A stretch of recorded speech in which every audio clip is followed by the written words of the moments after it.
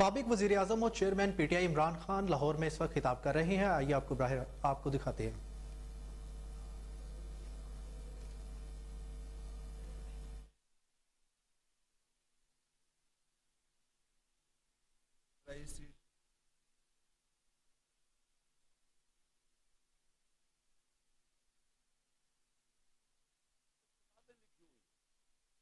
ایک Raymond baker کی کتاب ہے The Way of the World. یہ زرداری اور شریف خاندان کے اوپر پورا چیپٹر لکھا ہوا ہے ان کی چوری کے اوپر کہ ملک کا کرپشن ہوتی ہے, ملک کا پیسہ چوری کرنے. ان کی کرپشن پہ ملک کا جو انہوں نے پیسہ چوری کیا وہ کتاب ان کی کتاب میں ہے. اور اگر یہ غلط انہوں نے لکھا تو جا کے ان کے اوپر سو کرے. جس طرح میں یہ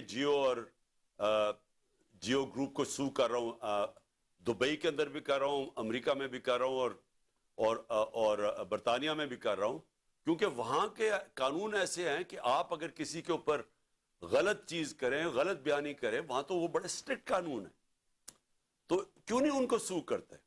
ادھر ایک اور کتاب ہے سوسکن کی وے آف دا ورلڈ, جس میں وہ بلاول بھٹو کی والدہ بتا رہی ہیں کہ کتنے دنیا کے اندر باہر کے ملکوں میں ان کے بینک اکاؤنٹس ہیں. وہ اس کتاب میں لکھا ہوا ہے. بی بی سی کی ڈاکیومنٹریز بنی ہوئی ہیں. بی بی سی نے ڈاکیومنٹریز بنائی ہیں شریف خاندان اور زرداری خاندان کی چوری کے اوپر. تو ان کو ساروں کو پاک کیا جا رہا ہے. NRO 2 دے کے NRO جنرل مشرف نے دیا تھا. 4 گنا پاکستان کے قرضے بڑے تھے NRO 1 کے بعد. لوٹ مار ہوئی تھی.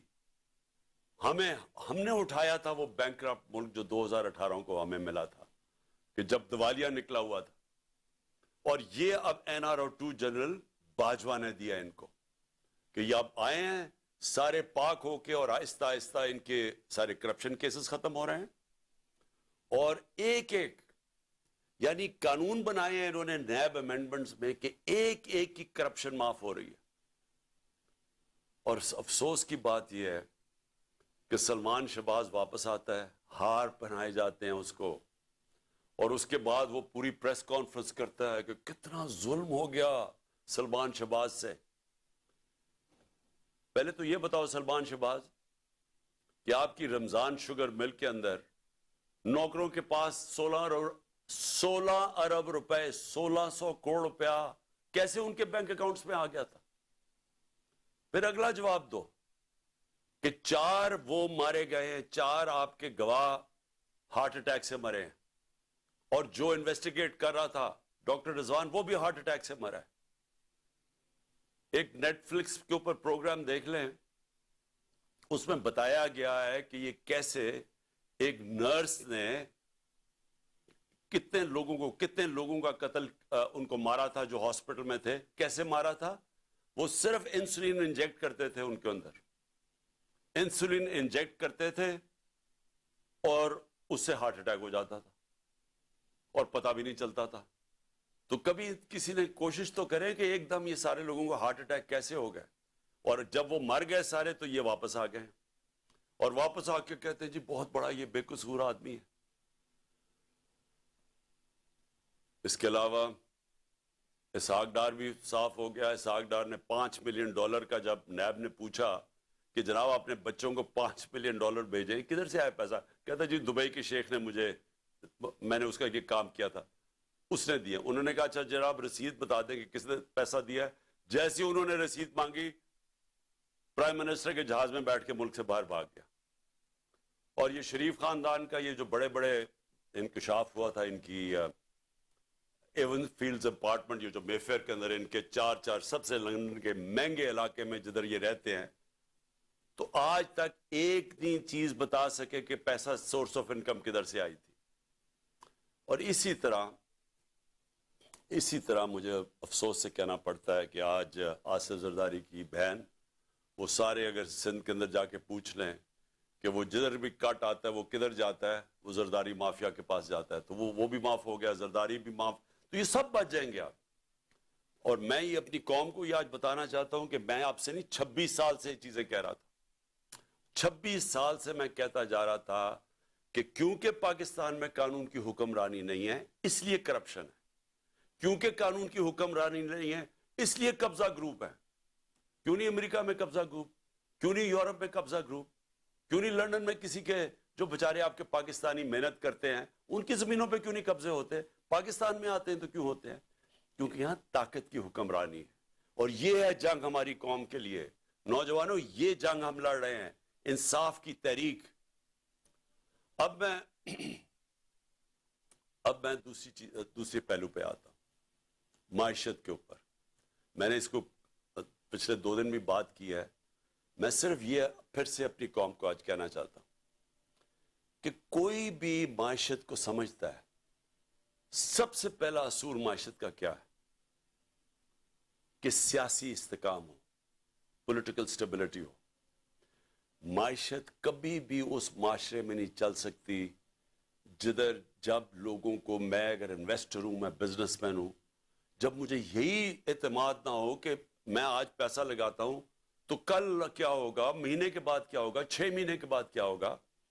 انسرٹنٹی جب ہوگی معاشرے میں, کبھی بھی اس معاشرے کے اندر سرمایہ کاری نہیں آتی.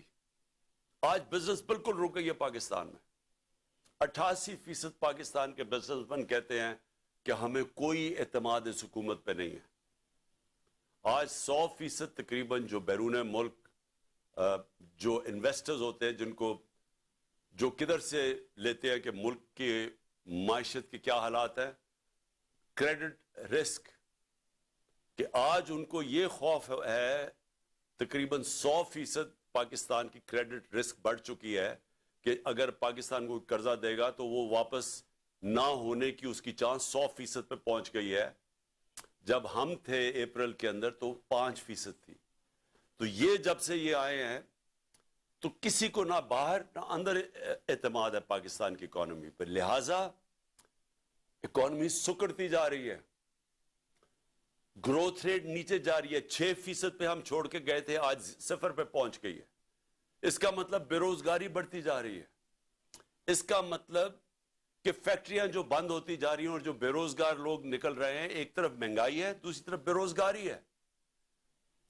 کیسے لوگ تنخواہ دار لوگ کیسے گزارا کریں گے آج؟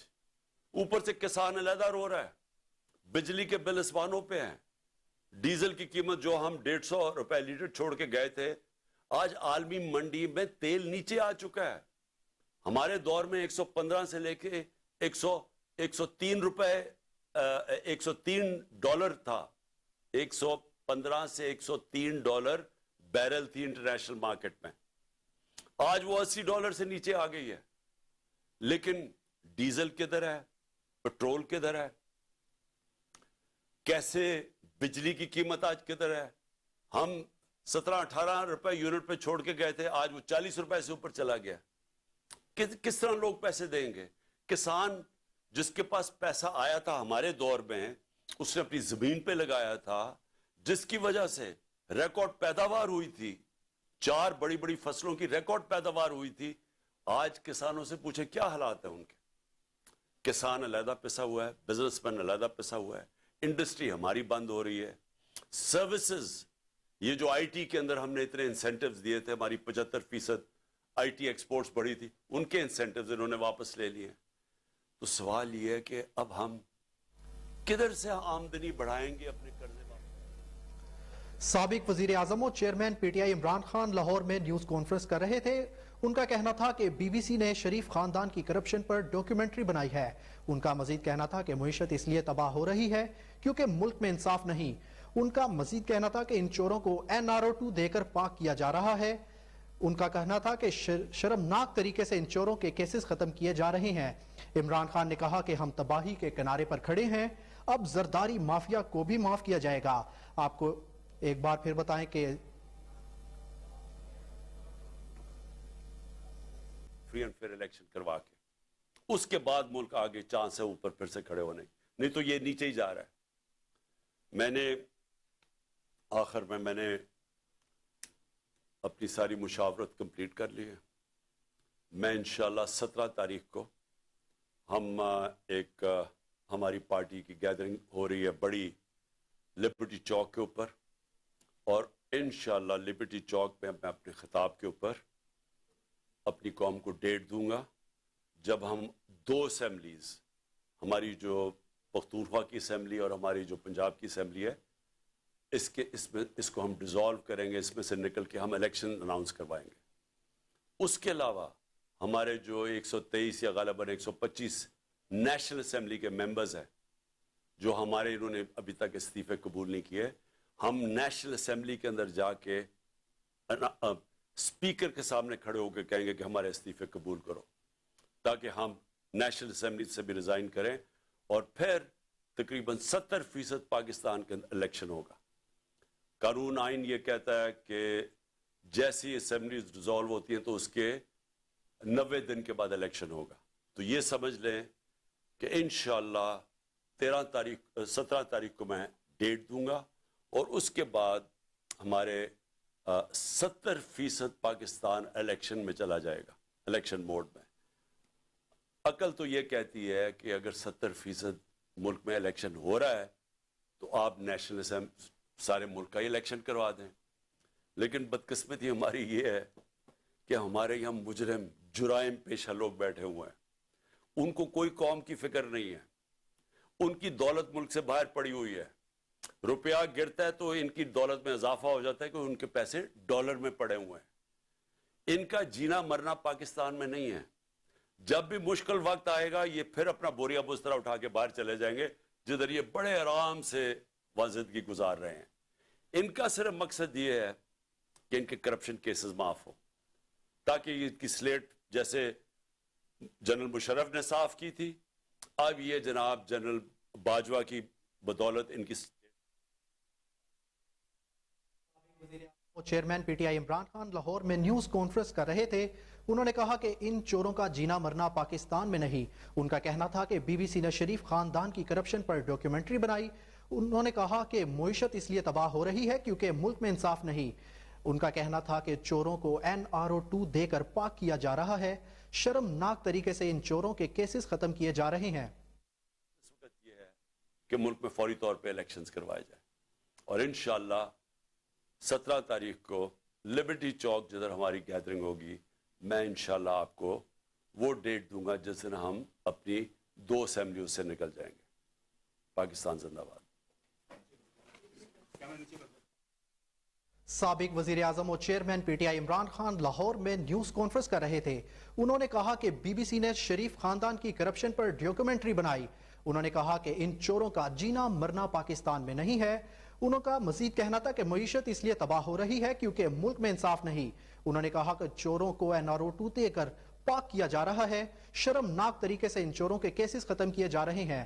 उन्होंने कहा कि अब जरदारी माफिया को भी माफ किया जाएगा। न्यूज स्टूडियो से अब तक के लिए इतना ही। मजीद अपडेट से बाखबर रहने के लिए देखते रहिए कोहिनूर न्यूज।